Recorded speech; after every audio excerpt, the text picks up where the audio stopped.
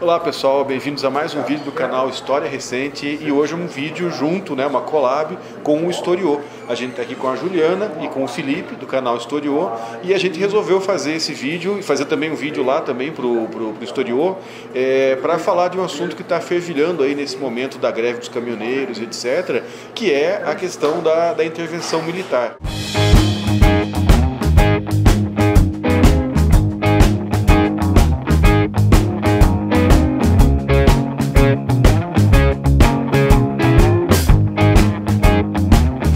E aí eu queria começar perguntando para vocês, de novo intervenção militar, de novo esse assunto, Por que será que está surgindo de novo essa conversa, na opinião de vocês? Então, professor, primeiramente é um prazer muito grande estar aqui no História Recente. Enquanto historiador, enquanto analista da sociedade no tempo, eu percebo que essa reivindicação da intervenção militar, ela acontece geralmente, desde quando os militares largaram o poder em 85, ela esteve presente na sociedade, setores que queriam a volta da ditadura, a volta do governo militar, mas essas pautas e essa bandeira da intervenção militar, ela aparece em momentos de crise. Ela desponta em momentos de crise. Foi assim um pouquinho lá no junho de 2013, que começou com o aumento da passagem em São Paulo, de repente os movimentos começaram a se espalhar. E eu lembro que a gente estava em São Paulo, inclusive, né, Juliana? A gente viu várias manifestações pedindo intervenção militar. Teve mais um foco depois com o impeachment da presidenta Dilma, que muita gente foi para a rua pedir intervenção militar.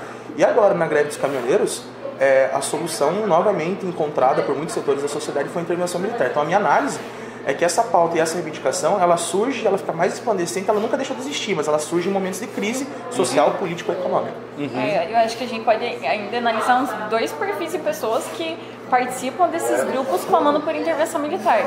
Imagino, assim, pelo que a gente observa, que um grupo ele é meio saudosista, são aquelas pessoas mais velhas, que lembram com o saudosismo do período militar, e um grupo de pessoas mais novas, que a gente não tem uma dimensão concreta do que foi o período militar, Acho que é uma onda de desinformados que pegam carona nessas manifestações pedindo intervenção e entram junto nesse pacote. E tem também, não sei se complementa ou se está dentro das categorias que você já colocou, mas tem uma coisa que a Marcia Tiburi fala, que é o ignorante orgulhoso.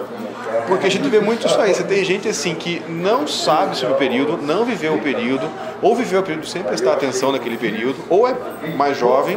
E não é que o sujeito não sabe, só não sabe, portanto ele é por ignorância. O cara tem orgulho de não saber. Então, assim, muitas vezes já em conversas, e mesmo eu fiz um vídeo no canal sobre isso, A pessoa fala, não, minha avó sabe mais que você, não quero saber disso aí. E às vezes a minha vontade é falar para as pessoas, então pergunta para tua avó como é que foi a variação do índice de Gini, que mede a desigualdade, na época da ditadura militar, O que você acha, avó? Ela fala, não, Gini você bota 3 colheres ali e tal, de sal com Gini. Você está falando da Cine, gengibirra, o que é esse esquema aí? Então, é meio doido isso. E tem uma coisa, professor, que eu acho também que a gente tem que analisar e não pode passar despercebido ao olhar de quem analisa a sociedade, é justamente a ideia de que a democracia está falindo. Eu acho isso muito perceptível nos movimentos, sabe?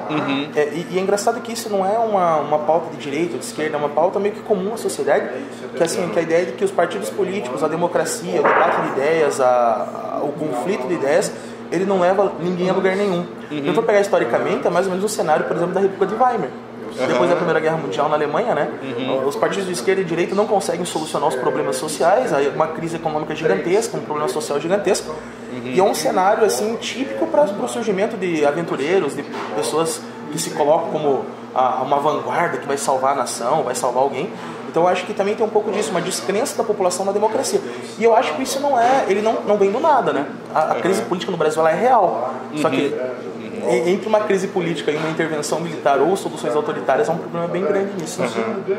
É uma espécie de vitória da não política, É uma crise da democracia, mas a ideia de que você resolve as coisas por fora da política. O Clausewitz dizia, que a guerra é a continuação da política por outros meios. De certa forma, a intervenção militar tá bom, a gente desiste da política como espaço de solução dos nossos problemas, para daí tentar jogar na mão de alguém.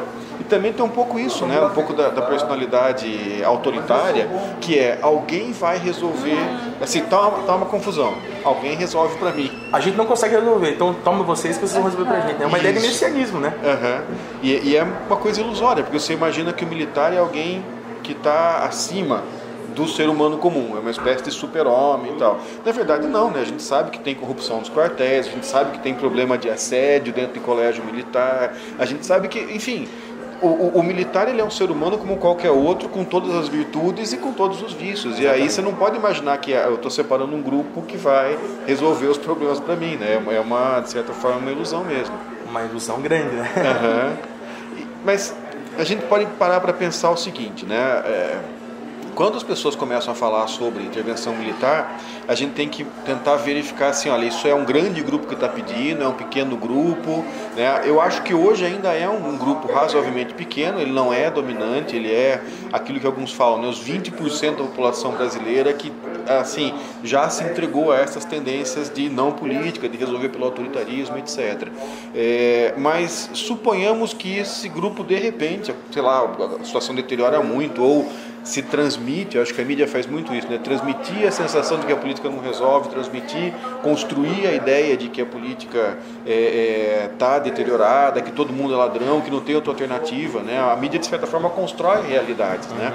E suponhamos aí que, de repente, isso virou maioria. Aí, essa maioria vai pedir intervenção militar. Faz sentido? Tem base legal? Tem por onde acontecer uma intervenção militar? O que vocês acham? Acho que hoje em dia uma intervenção militar de fato, assim como foi em 64, por exemplo, é algo inviável no Brasil, né? Tanto é que a gente já tem várias reportagens saindo, generais, pessoas dentro do Exército Brasileiro dando alguns pronunciamentos com relação a isso, de que uma intervenção militar ela é inconstitucional.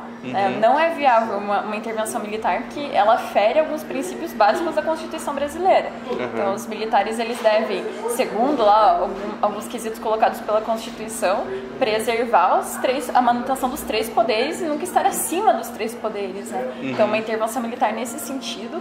E alguns especialistas ainda, eu estava acompanhando algumas notícias, alguns cientistas políticos dando alguns pronunciamentos, levantam a hipótese, inclusive, de o pedido de intervenção militar no Brasil hoje ele ser considerado um ato criminoso, porque está ferindo alguns preceitos básicos da Constituição brasileira. Então, bases legais, né? Exatamente. E medido algumas penas, inclusive, de anos de prisão para as pessoas que pedem intervenção militar por ser algo ilegal, né, perante a legislação brasileira. E acho que está dentro do Exército Brasileiro, né? A gente não vê uma organização dentro das Forças Armadas que tem interesse de fato em essa é uma questão, né? Será que os militares querem, nessa altura do campeonato, assumir o poder? Será que eles querem administrar o boteco, né, do jeito que está? Ontem mesmo o general Vilas Boas, que é o comandante do Exército, né, de uma das forças Armadas, ele taxou de maluco quem pede intervenção militar, porque segundo a lógica dele, os militares devem prezar pela Constituição, pela manutenção da ordem da sociedade. E ele colocou lá, com essas palavras, que quem pede intervenção militar é maluco. Eu republiquei essa matéria no Facebook e algumas pessoas me xingaram. Falaram, mas não fui eu que falei, foi ele, né? Então, xingo o general, eu não. O próprio general. E eu acho engraçado isso que a Juliana falou, porque... e você complementou bem. Será que os militares eles realmente querem o poder no Brasil? Eu acho que não. Primeiro pelas declarações até agora políticas, que eles não estão dando sinais nenhum que vão fazer uma intervenção e se colocar acima dos três poderes. E outro porque eu acho que eles percebem que o boteco está bem bagunçado, né? Então não seria nada muito absurdo que esse imaginar que os militares eles são os salvadores da pátria, com pouco tempo de governo já seria desmistificado isso, porque a coisa não sei se ia melhorar tão, né? Não tem a perspectiva de melhora tão clara assim. E eu acho que tem um fator também que é o seguinte, né? Tem gente dentro das corporações militares que acaba falando, não, que ideia legal, por que a gente não faz isso? Ou seja, vão para os meios de comunicação e fazem aí alguma intervenção midiática, digamos assim, no sentido de dar esperanças, né, para esse pessoal que está mais radicalizado em torno de uma intervenção militar. Mas isso está acontecendo agora porque a política, né, o governo atual, a presidência atual está praticamente dissolvendo, então não tem muito mais comando. E se a gente for parar para pensar, são exceções. A regra é que o militar que vai para a televisão, para o Facebook, para onde for, para ficar botando lenha na fogueira, geralmente é o sujeito do pijama. Ele é um militar reformado, então ele não tem mais preocupação nenhuma. Eu lembro uma vez que, sob o sigilo da fonte, né, um aluno nosso que era militar também, tinha patente alta e tal. Na faculdade de História. Na faculdade de História, né, fazendo História. Eu perguntei para ele, o que você acha desse negócio? Né? E ele estava na ativa. Ele falou, olha, isso aí é coisa do pessoal da reserva, porque a gente que está na ativa, a gente sabe que se você começar a fazer um treco desse, você barra completamente a possibilidade de ascensão profissional no Exército, na Marinha, onde quer que seja. Então, o pessoal que está na ativa, vamos dizer assim, eles têm uma consciência do papel das Forças Armadas dentro da democracia, que é muito mais fortalecido do que o pessoal que está aposentado. O pessoal que está aposentado pode falar o que bem entender, porque vai continuar. A pensão já está lá, está tranquilo, o status já está lá, né? Muitas vezes, depois que o sujeito morre, né, a filha solteira fica com a pensão dele, tem essas coisas todas aí. Então, o pessoal que acha que o militar vem para implantar moralidade devia lembrar da pensão da filha solteira. E né? sabe, professor, quando a gente começa esse debate sobre intervenção militar, sobre o papel dos militares na história do Brasil, muita gente, eu já sofri algumas críticas a respeito disso. Você é contra os militares. Eu não sou contra militar nenhum, pelo contrário.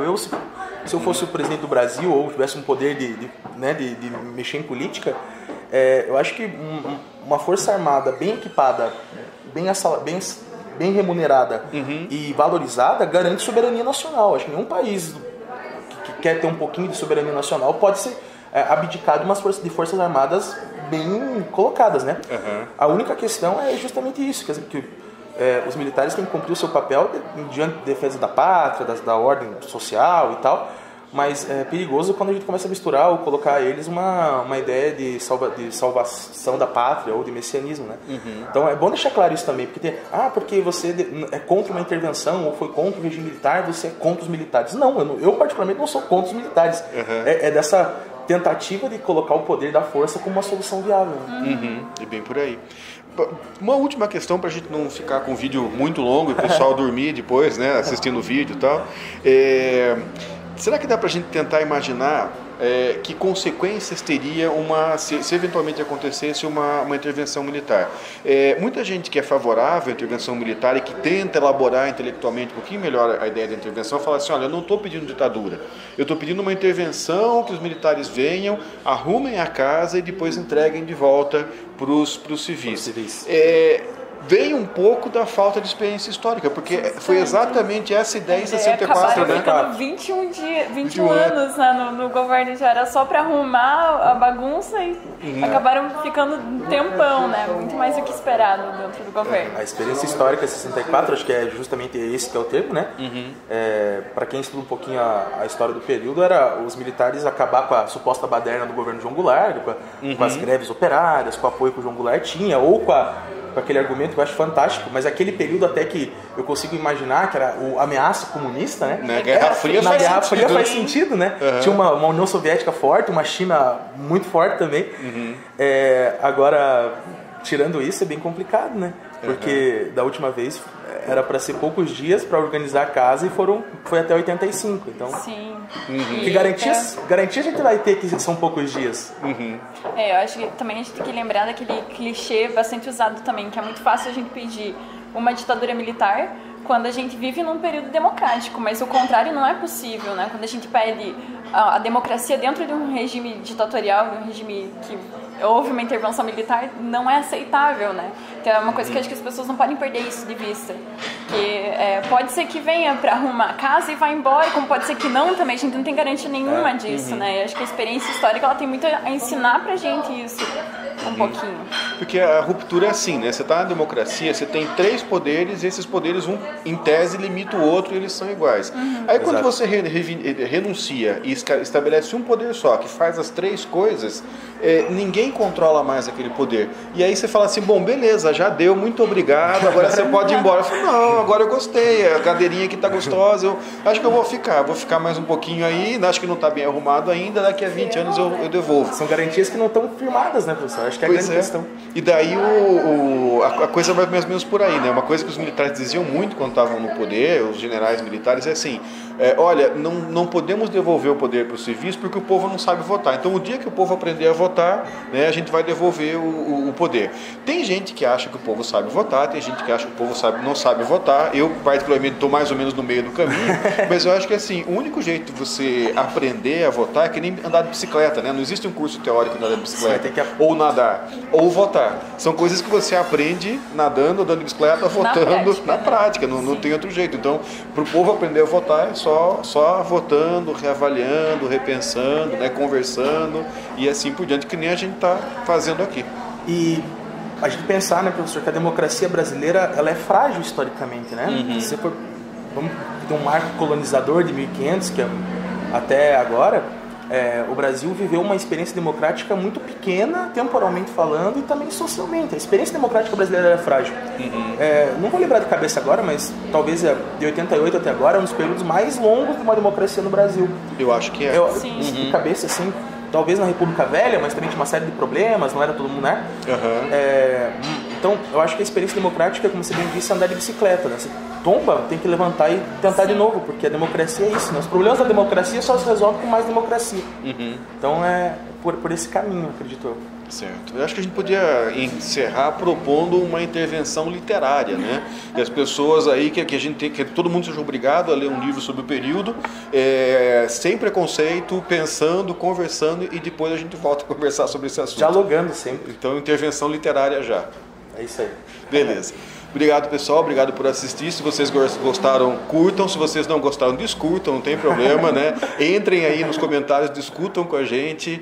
A gente está à disposição, para isso mesmo. Sempre numa perspectiva de que a gente não é dono da verdade. A gente está aqui para conversar, para colocar os argumentos em debate.